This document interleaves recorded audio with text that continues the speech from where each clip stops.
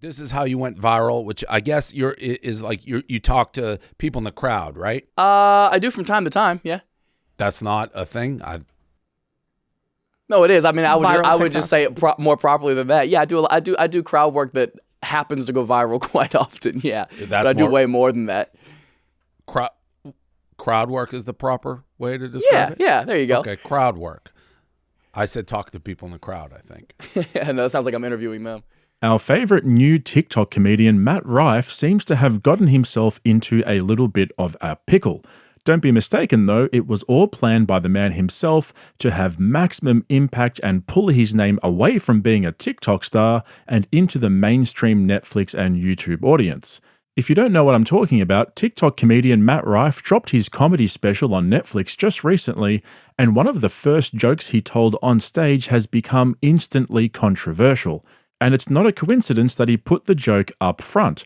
So I'm going to take you through exactly what he said, how he doubled down, and why his core fan base is so outraged by all of this. You see, TikTok comedian Matt Rife has a problem. I saw you say a lot of times the girls come with their boyfriends end up being fans as well. So is that like a thing of yours? Do you not like the thought?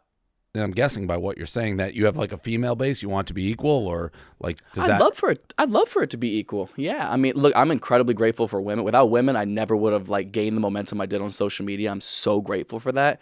But in doing that, a lot of dudes didn't like that, I suppose. So it put off a lot of guys without them ever even taking a chance to watch my comedy, which is what I'm so excited about with this special upcoming. Is it's like I finally get to do an hour on a verified platform that people respect and can be like, okay, let's give him a chance. Even if we hate him because certain people like him, let's give him a chance, hopefully. So your girlfriend's favorite TikTok comedian doesn't want to be her favorite comedian anymore.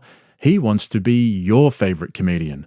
And for some uncanny reason, as I was watching this whole fake controversy unfold, I developed this strange, unfamiliar feeling of endearment towards Bert Kreischer. What? But hang on, let's take a couple of steps back for a minute. Oh God, we'll come back to why Matt Rife is making Bert Kreischer look good right now.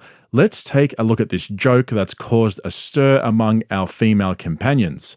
So TikTok comedian Matt Rife told this joke at the beginning of his Netflix special about going to a restaurant in Baltimore with his friend and being served by a waitress who had a black eye. So after noticing that she had a black eye, this is how the joke goes. We couldn't get over, like, this is the face of the company, this is who you have greeting people, and my boy who I was with was like, yeah, I feel bad for her, man. I feel like she should be put in the kitchen or something where nobody has to see her face. And I was like, yeah, but I feel if she could cook, she wouldn't have that black eye. Oh, jeez. Oh, it's such a stupid joke, and it's clearly not one of his best. I mean, for any of you wondering, it's so obvious that he wrote that joke precisely to make a point. He wanted this to happen. No, wait, hang on. He needed this to happen. I'll explain why in a moment, because he then went and doubled down on his joke after all the outrage that followed. He posted a fake apology on his Instagram story that said, "If you've ever been offended by a joke I've told, here is a link to my apology." And when you click on the link, it takes you to a medical shop that sells special needs helmets. Dude, so edgy.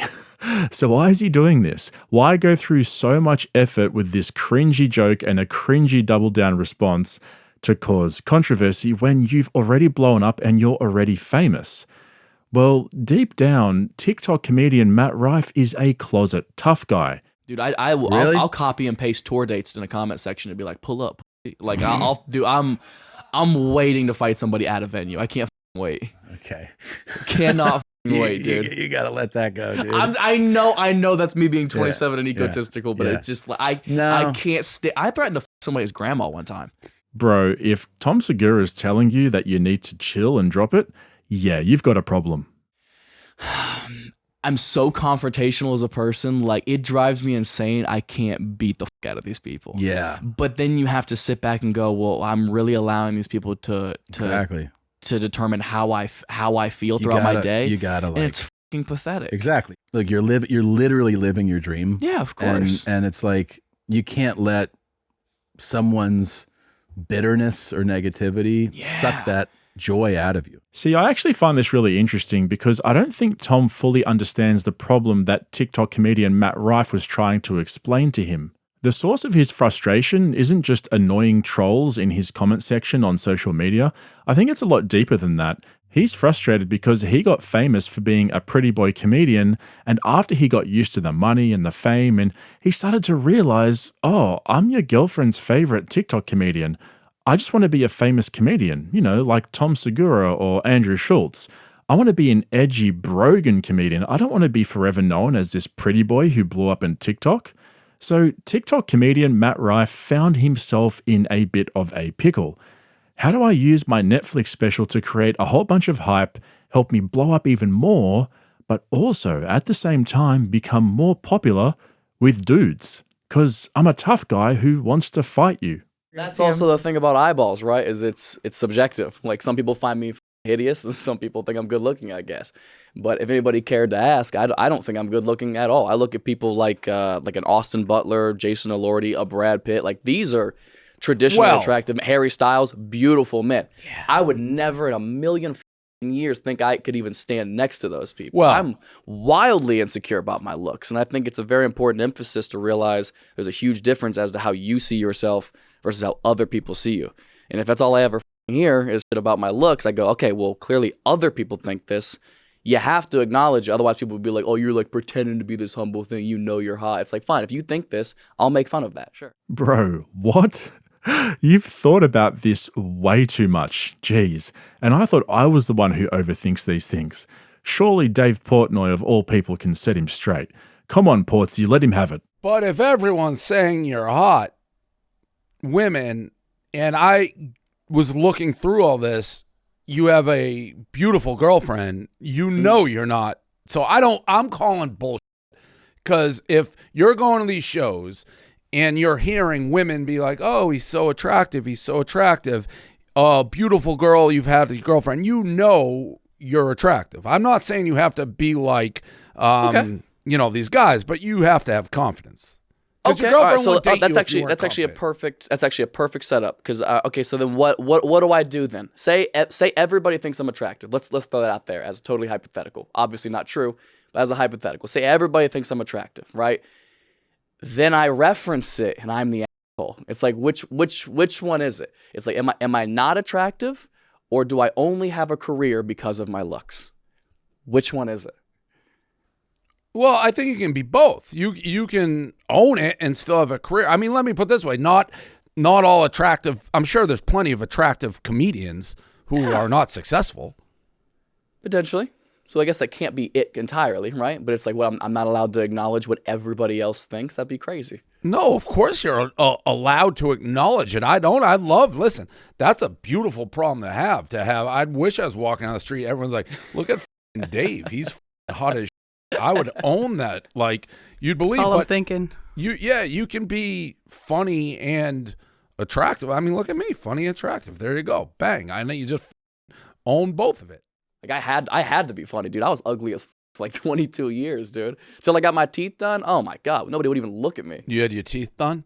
Oh yeah, man. Have you ever seen my first season of Wild Now, which hopefully nobody did? Yeah, dude. I had Ohio teeth. It was bad, man. It was so bad. Yeah, he's thought about this way too much. You can tell the whole situation is bigger than him and he's struggling to cope.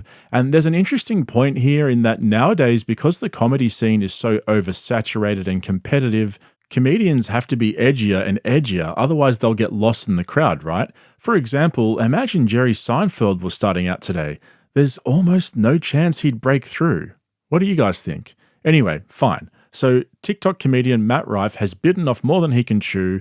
He curated his whole image around being a pretty boy comedian. He targeted women with his jokes and he leaned into the fame that followed. Now he's sick of it and he just wants to be a normal comedian. And speaking of normal comedians, at the beginning of this video, I said that I have a newfound appreciation for Bert Kreischer throughout this whole debacle. I mean, let's not get carried away here, but I actually have a legit take. Let me explain. So you've lost a lot. How much have you lost? I lost about 30 pounds right now. I'm just good for you. It's the obvious ones where you go, like I haven't been drinking and I've been eating keto and I've been working out and I'm on testosterone. That's a big game changer. That a boy, Bert. Get on that test just like Joe Rogan told you to.